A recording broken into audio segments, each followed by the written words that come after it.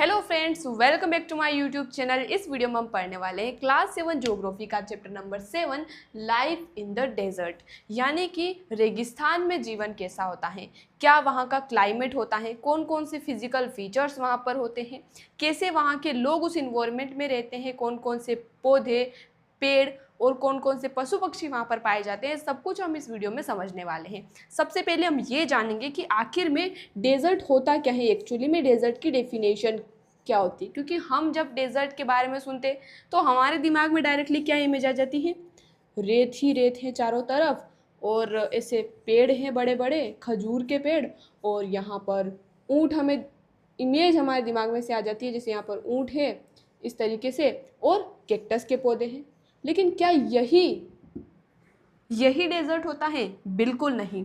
Desert की definition से हमें पता चलेगा कि आखिर डेजर्ट हम किस एरिया को बोलेंगे। ठीक है, केवल डेजर्ट का मतलब रेत, कड़कती धूप और ऊंट नहीं होता।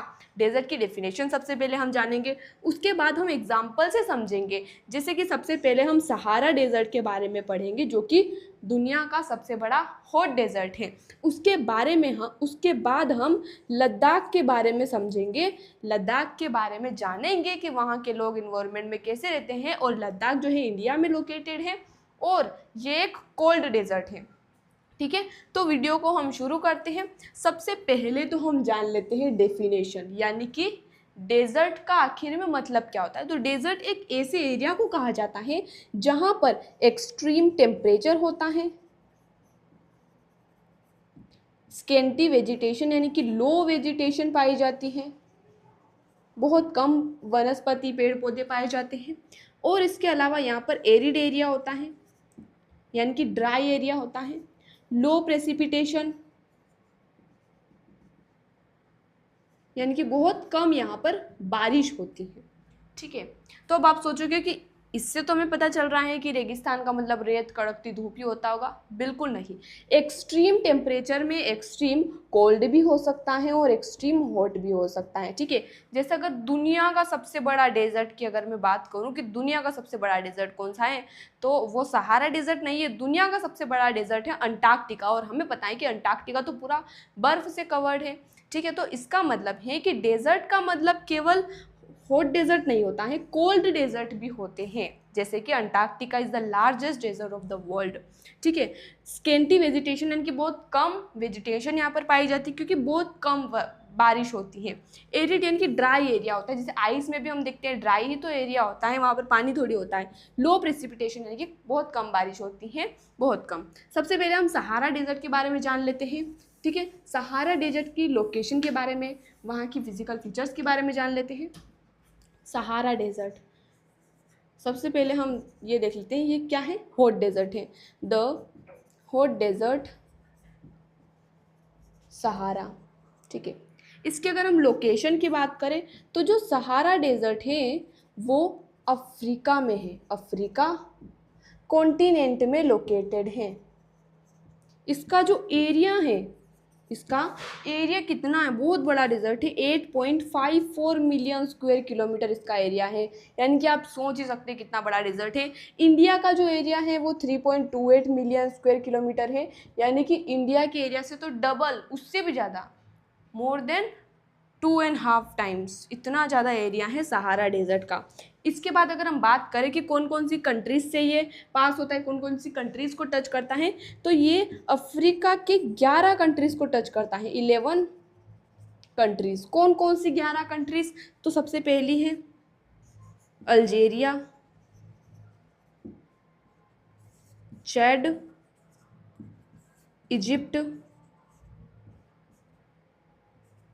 इजिप्ट, लिबिया, उसके बाद माली, फिर मोरक्को, मोरिटेनिया, निगर, सूडान, तुनीशिया, 10 है ना, वही सोचूं मैं कि एक और कंट्री कहाँ पर हो गई, वेस्टर्न सहारा। ठीक है, तो इन 11 कंट्रीज से सहारा डेजर्ट अपनी बाउंड्री शेयर करता है, यानी कि सहारा डेजर्ट के अंतर्गत ये सारी कंट्रीज आती हैं और we can say Sahara desert in सभी कंट्रीज को टच करता है। ठीक है, कहीं ना कहीं इसका एरिया इनमें फैला हुआ है। ठीक है, कौन कौन सी 11 कंट्रीज़ हैं यहाँ पर मैंने नाम भी लिख दिए हैं। इसके बाद यहाँ पर जैसे डेजर्ट की, अब हॉट डेजर्ट की हमने बात करें तो आप सोच रहे हो ऑब्वियसली यहाँ तो रेत ही रेत होगी, लेकिन रेत के अलावा भी कुछ यहाँ पर पाया जाता है। जैसे कि यहाँ पर सैंड के अलावा क्या पाया जाता है, यहाँ पर ग्रेवल प्लेन्स पाए जाते हैं। ग्रेवल प्लेन्स का मतलब होता है जो कंकड़ जो होते हैं ना, कंकड़ों से पूरी ढकी हुई प्लेन जगह होती है। इसके अलावा यहाँ पर रॉक की सरफेसेस यानी कि चट्टानों वाली सरफेस भी पाई जाती हैं, और ये कुछ सरफेसेस तो इतनी ऊंची होती हैं, लगभग 2500 मीटर हाई सरफेसेस भी यहाँ पर पाई जाती हैं। उसके अलावा यहाँ पर क्या पाया जाता है, एलिवेटेड प्लेट्यूज भी यहाँ पर पाए जाते हैं। इस तरीके के फिजिकल फीचर्स यहाँ पर हमें देखने को मिलते हैं हॉट डेजर्ट में। ठीक है, अब सबसे पहले हम यहाँ पर बात कर लेते हैं क्लाइमेट की, उसके बाद बात करेंगे फ्लोरा फोना की, उसके बाद यहाँ के लोगों की बात करेंगे, कितने एक्सट्रीम टेम्परेचर्स में लोग कैसे सर्वाइव कर पाते हैं। तो यहाँ तक आप स्क्रीनशॉट ले सकते हैं। अब हम बात कर लेते हैं कि हॉट डेजर्ट में क्लाइमेट यानी कि सहारा डेजर्ट में क्लाइमेट कैसा होता है। तो अगर दिन में हम बात करें तो दिन में टेम्परेचर बहुत गर्म होता है ऑब्वियसली, यानी कि 50 डिग्री सेल्सियस के आसपास टेम्परेचर रहता है। लेकिन आपको जानकर बहुत आश्चर्य होगा कि नाइट में यहाँ पर टेम्परेचर 0 डिग्री सेल्सियस तक पहुँच सकता है। ऐसा क्यों होता है? सहारा डेजर्ट सबसे हॉट डेजर्ट है दुनिया का, लेकिन वहाँ पर दिन में टेम्परेचर 50 डिग्री सेल्सियस और रात में टेम्परेचर 0 डिग्री सेल्सियस यानी कि फ्रीजिंग कोल्ड टेम्परेचर तक पहुँच जाता है। क्योंकि रेत जितनी जल्दी गर्म होती है उतनी ही जल्दी ठंडी हो जाती है, उसके बारीक बारीक पार्टिकल्स होते हैं तो हीट ट्रैप नहीं हो पाती है। सनलाइट पड़ रही है तब तक गर्म रहेगी, और जैसे ही सनसेट होगा तो क्या होगा, मून की शीतलता की वजह से ठंड बढ़ेगी और जो हीट है वो तो निकल जाएगी, क्योंकि उसमें ट्रैप तो हुई नहीं हीट, तो इस वजह से बहुत जल्दी ठंडा भी हो जाता है। इसीलिए यहाँ पर रात में फ्रीजिंग कोल्ड टेम्परेचर यानी कि 0 डिग्री सेल्सियस तक हमें देखने को मिलता है। ठीक है, इसके अलावा यहाँ पर फ्लोरा फोना और सबसे हाईएस्ट टेम्परेचर जो रिकॉर्ड किया गया था 1922 में अल अजीज़, जो कि एक प्लेस है, अल अजीज़िया एक प्लेस है इसी सहारा डेजर्ट में, जहाँ पर 1922 में सबसे ज़्यादा टेम्परेचर यानी कि 57.7 डिग्री सेल्सियस टेम्परेचर रिकॉर्ड किया गया था। आप सोच सकते हैं कितनी ज़्यादा गर्मी होगी। हमारे यहाँ नॉर्मली जब बहुत ज़्यादा गर्मी पड़ती है तो हम सोचते 50 पर टेम्परेचर चला गया होगा, लेकिन यहाँ पर 50 तो नॉर्मल है और 57 मैक्सिमम यहाँ पर रिकॉर्ड किया गया है। ठीक है, यहाँ तक बात क्लियर है। सहारा डेजर्ट जो है एक समय में लश ग्रीन प्लेन हुआ करता था, यानी कि बहुत घने जंगल यहाँ पर हुआ करते थे। ये हमें कैसे पता चलता है? क्योंकि यहाँ पर फिशेस के स्केलेटन्स भी मिले हैं पहली बात तो, और कुछ केव पेंटिंग्स भी मिली हैं जिनमें पानी में रहने वाले एनिमल्स या वहाँ के आसपास के एनिमल्स के चित्र हमें देखने को मिलते हैं। तो इससे पता चलता है कि पहले ये बहुत ग्रीन प्लेस हुआ करता था, लेकिन फिर क्लाइमेट चेंज की वजह से सहारा जो है वो हॉट डेजर्ट बन गया है। ठीक है, यहाँ तक बात क्लियर है। अब हम यहाँ के फ्लोरा फोना की बात कर लेते हैं। फ्लोरा एंड फोना यानी कि किस तरीके के पेड़ पौधे और पशु पक्षी यहाँ पर पाए जाते हैं। तो अगर प्लांट्स की हम बात करें तो यहाँ पर सबसे पहले तो खजूर के पेड़ तो आपके दिमाग में आ ही गए होंगे। डेट पाम्स यहाँ पर पाए जाते हैं, यानी कि खजूर के पेड़ पाए जाते हैं। उसके अलावा कैक्टस, उसके अलावा अकाशिया यानी कि जो बबूल के पेड़ होते हैं, बहुत खतरनाक कांटे जिनमें होते हैं। इस तरीके के यहाँ पर प्लांट्स हमें देखने को मिलते हैं। एनिमल्स की अगर हम बात करें तो एनिमल्स में यहाँ पर हमें कैमल्स और लिजार्ड्स, स्नेक्स, उसके अलावा फॉक्सेस, उसके अलावा जैकल्स। ठीक है, जैकल्स भी इसी तरीके के लोमड़ी जैसे ही दिखते हैं थोड़े से।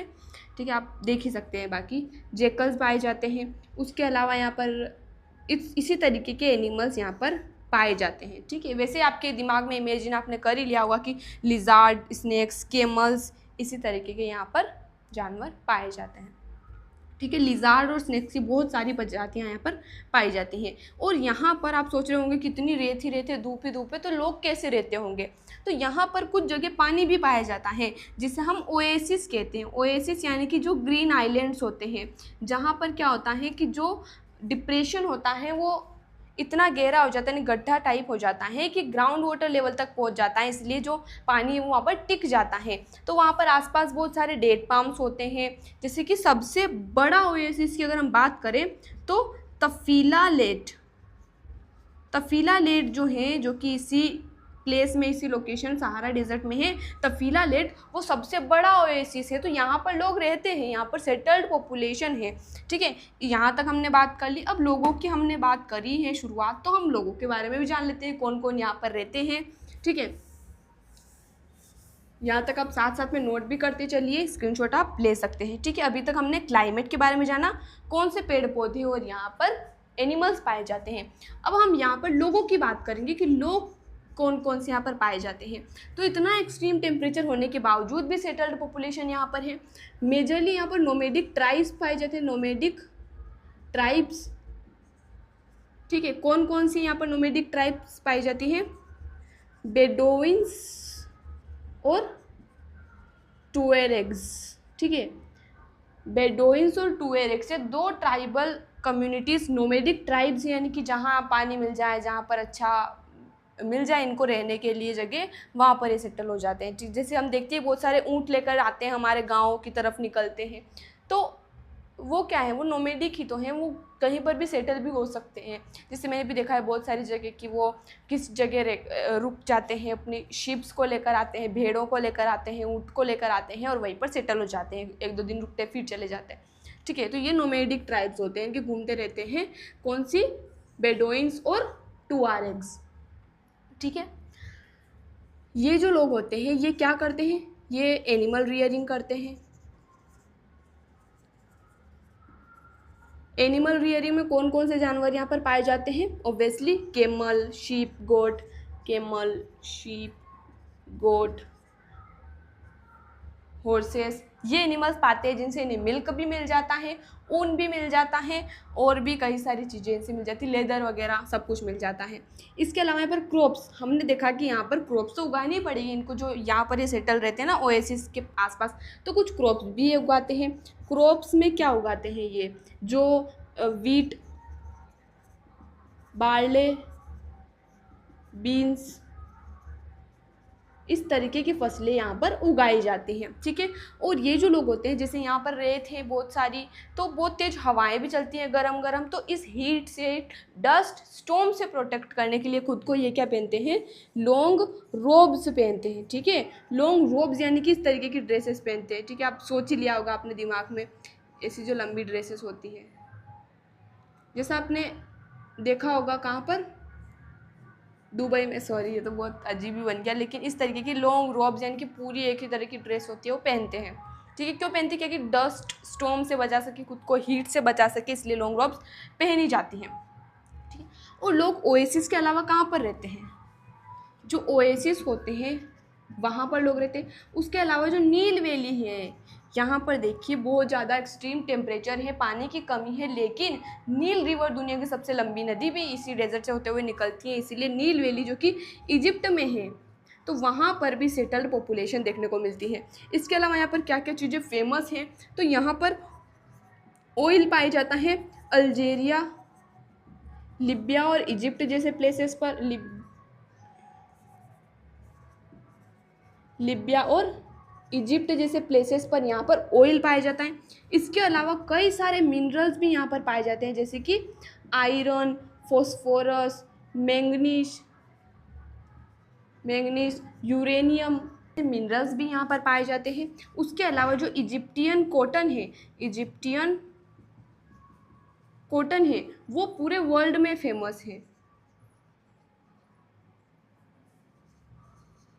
ठीक है, इजिप्टियन कॉटन पूरी दुनिया में फेमस है। तो इतने एक्सट्रीम टेम्परेचर होने के बावजूद भी यहाँ पर लोग रहते हैं, बहुत अच्छे से रहते हैं। इस तरीके की ट्राइब्स यहाँ पर रहती हैं, बेडोइंस और टुआरेग्स, और एनिमल रियरिंग करते हैं, क्रॉप्स भी उगाते हैं और लॉन्ग रोब्स ये पहनते हैं। इसके अलावा यहाँ पर नील वैली में भी लोग रहते हैं, जो इजिप्ट में नील वैली है वहाँ पर भी लोग रहते हैं ओएसिस के अलावा।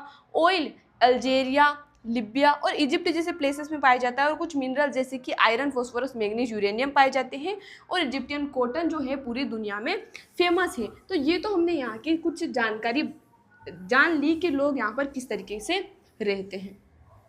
इसके अलावा अगर हम बात करें कि जैसे जैसे मॉडर्नाइजेशन हुआ है तो डेवलपमेंट भी ऑब्वियसली हुआ होगा।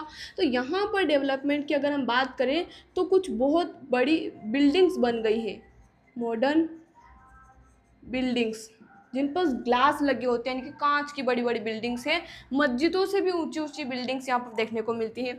इसके अलावा यहाँ पर सुपर हाईवेज भी पाए जाते हैं, सुपर हाईवेज भी यहाँ पर पाए जाते हैं, यानी कि बहुत ज़्यादा डेवलपमेंट भी यहाँ पर हुआ है। सिटी लाइफ लोगों ने अडॉप्ट कर ली है धीरे धीरे, सिटी लाइफ।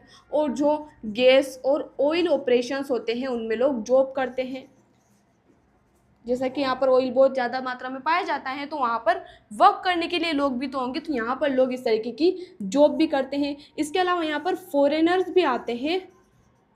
फॉरेनर्स तो उनके लिए टूरिस्ट गाइड की तरह कौन एक्ट करता है, जो टुआरेग्स कम्युनिटी के लोग रहते हैं वो यहाँ पर गाइड की तरह एक्ट करते हैं, रोल प्ले करते हैं। तो इस तरीके से यहाँ पर पूरा हमने जान लिया सहारा डेजर्ट के बारे में। अब हम समझते हैं कोल्ड डेजर्ट। ये तो हमने जान लिया कि हॉट डेजर्ट, इतनी गर्मी में लोग कैसे रहते हैं।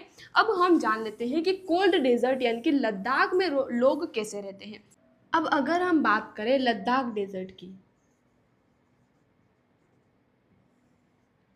जो कि क्या है, कोल्ड डेजर्ट है, ठीक है, कोल्ड डेजर्ट। और लद्दाख कहाँ पर है, हमें पता ही है कि लद्दाख इंडिया में है, ठीक है, और ईस्ट ऑफ जम्मू कश्मीर में है। इंडिया में कहाँ है, ईस्ट ऑफ जम्मू कश्मीर में है, ठीक है। लोकेशन यहाँ पर मैप में अगर हम बात करें तो ये हमारा नॉर्थ इंडिया वाला पार्ट हो गया। तो यहाँ पर ये क्या है, जम्मू कश्मीर है, और ये वाला जो एरिया है ये पूरा क्या है, लद्दाख है, ठीक है। अगर इसकी हम बात करें कुछ फिजिकल फीचर्स की, तो नॉर्थ में काराकोरम रेंज यहाँ पर पाई जाती है, काराकोरम रेंज। साउथ में जंस्कर माउंटेन पाया जाता है, माउंटेन,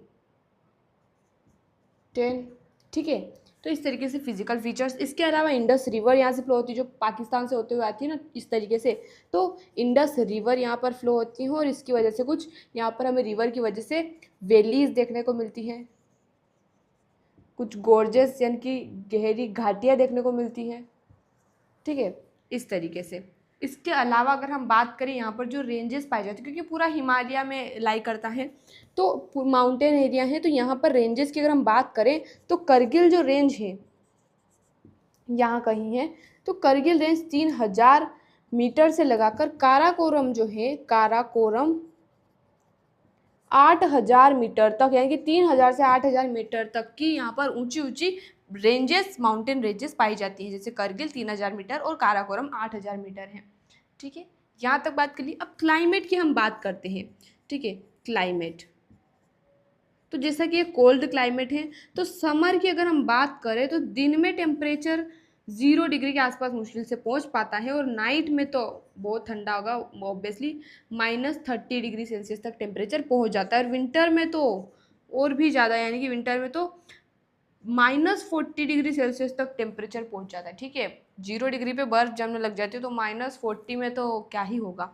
इतना हार्श यहाँ पर, एक्सट्रीम यहाँ पर टेम्परेचर होता है, ठीक है। यहाँ पर आपको एक बात जान के आप सरप्राइज होंगे, यहाँ पर जो फ्रीजिंग कोल्ड विंड्स चलती है, फ्रीजिंग कोल्ड विंड्स चलती हैं, और साथ में यहाँ पर बर्निंग हॉट सनलाइट भी आती है, बर्निंग हॉट सनलाइट। तो इसकी वजह से क्या होता है कि यहाँ पर फ्रीजिंग कोल्ड विंड्स भी हैं, बर्निंग हॉट सनलाइट भी है। तो लद्दाख में एक साथ आप सनस्ट्रोक और फ्रोस्ट वाइट एक साथ एक्सपीरियंस कर सकते हैं। यानी कि अगर आप ऐसी जगह बैठे हैं जहाँ पर आपके पाँव छाँव में है, आपकी पीठ धूप में है, तो बर्निंग हॉट सनलाइट भी आप फील कर पाएंगे, और फ्रोस्ट वाइट यानी कि एकदम जमने वाली ठंड भी आप महसूस कर पाएंगे अपने पैरों पर। इस तरीके का यहाँ का इन्वायरमेंट, क्लाइमेट हमें देखने को मिलता है लद्दाख का।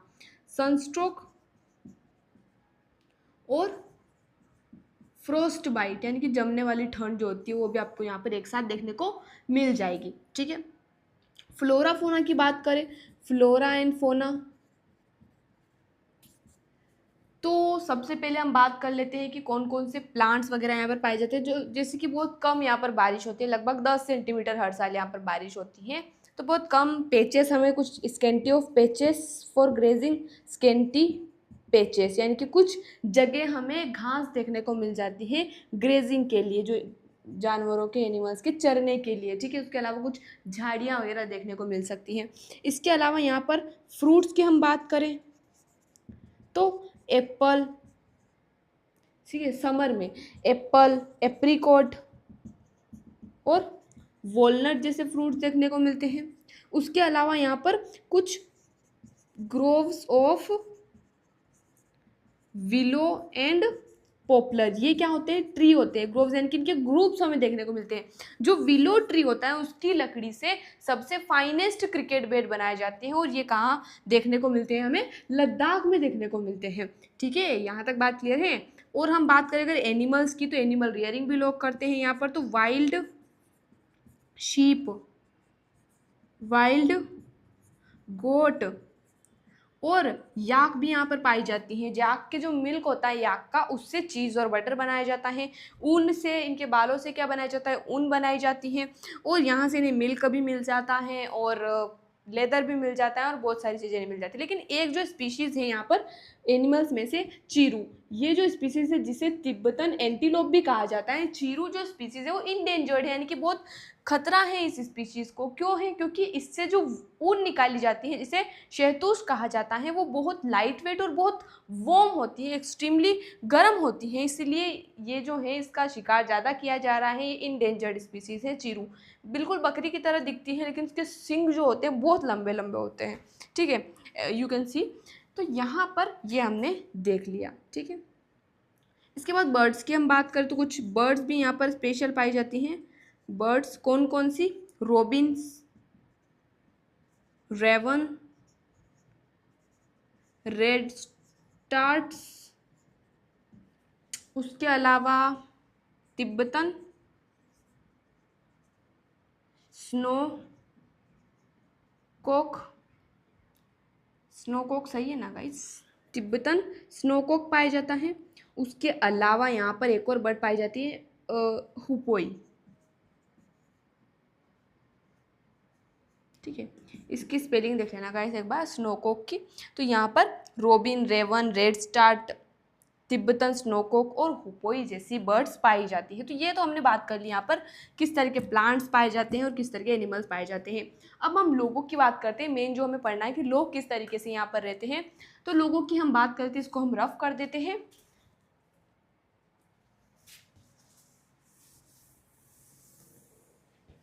लद्दाख जो है वहाँ पर एक्सट्रीम टेम्परेचर है, लेकिन उसके बावजूद भी है यहाँ पर बहुत अच्छे से लोग रहते हैं, ठीक है। पीपल की अगर हम बात करें तो यहाँ पर दो कम्युनिटीज़ के लोग रहते हैं, बुद्धिस्ट और मुस्लिम पॉपुलेशन यहाँ पर बहुत ज़्यादा है। कहाँ पर? लद्दाख में, ठीक है। इवन यहाँ पर बुद्धिस्ट मोनास्ट्रीज भी पाई जाती है, मोनास्ट्रीज, ठीक है, जो कि बहुत फेमस भी है। फॉरेन टूरिस्ट भी यहाँ पर आते हैं। टूरिस्ट यहाँ पर बहुत आते हैं क्योंकि एक तो बर्फीली जगह, हम अगर जाएं कि हमें जाना है मनाली जाना है, हमें लद्दाख जाना है, तो कितना इंटरेस्टिंग होगा हमारे लिए, क्योंकि बर्फ़ ही बर्फ़ है और इसलिए बहुत इंटरेस्टिंग टूरिस्ट प्लेस भी बन जाता है। मोनास्ट्रीज एग्जाम्पल की अगर हम बात करें तो हेमिस टिक्से और टिक्से नहीं, ठीक से शे, लम्मायूरू, ये कुछ एग्जाम्पल है मोनास्ट्रीज की जो यहाँ पर पाई जाती है, गोम्फाज के वजह से जो फेमस है, ठीक है। इसके अलावा अगर हम बात करें कि यहाँ पर लोग क्या करते हैं, ठीक है, तो समर में जो लोग होते हैं वो कल्टीवेशन में बिजी होते हैं। कल्टीवेशन में यानी कि जो पोटैटो, बीन्स वगैरह ये लोग उगाते हैं उनमें बिजी होते हैं। विंटर में हमने देखा कि -40 तक टेम्परेचर चला जाता है, तो विंटर्स बहुत हार्श होती है, बहुत कठिन होता है विंटर्स को निकालना इनके लिए। तो इसलिए विंटर्स में फेस्टिवल्स और सेरेमनीज में ये लोग बिजी रहते हैं, ठीक है, ताकि फेस्टिवल्स और सेरेमनीज की जाती है ताकि खुद को ये बिजी रख सके, इतने हार्श टेम्परेचर में साथ मिलकर ये फेस्टिवल्स मना सके, सेरेमनीज एंजॉय कर सके। तो विंटर को भी इस तरीके से इंजॉय करते हैं। यहाँ तक बात क्लियर है। अब अगर हम बात करें यहाँ पर डेवलपमेंट की, तो यहाँ पर बहुत सारे हाईवेज पाए जाते हैं, जैसे कि लेह जो कि लद्दाख की कैपिटल है, वो एयर और रोड दोनों से कनेक्टेड है। ठीक है, जो एक हाईवे है, जो एक पास है जो कि लेह को कश्मीर वैली से कनेक्ट करता है, कश्मीर वैली, लेह से कश्मीर वैली तक जो पाथ कनेक्ट करता है उसे हम क्या कहते हैं, उसे हम कहते हैं जोजिला पास। ठीक है, ये क्या है, एक हाईवे है, जो नेशनल हाईवे जो लेह से कश्मीर वैली तक कनेक्ट करता है, जिसे जोजिला पास कहा जाता है। इस तरीके से बहुत सारे, जैसे मनाली जो कि हिमाचल प्रदेश में, मनाली से लेह तक का भी रास्ता है, हाईवे है। ठीक है, तो ये भी यहाँ पर बहुत सारे हाईवेज पाए जाते हैं। टूरिज्म एक मेजर यहाँ पर एक्टिविटी देखने को मिलती है। ठीक है, क्योंकि यहाँ पर लोग क्या करते हैं, फेस्टिवल्स मनाते हैं, सेरेमनीज एंजॉय करते हैं, तो इनको देखने आते हैं। गोम्पास मोनास्ट्रीज के लिए फेमस है, तो इनके लिए भी यहाँ पर टूरिस्ट आते हैं।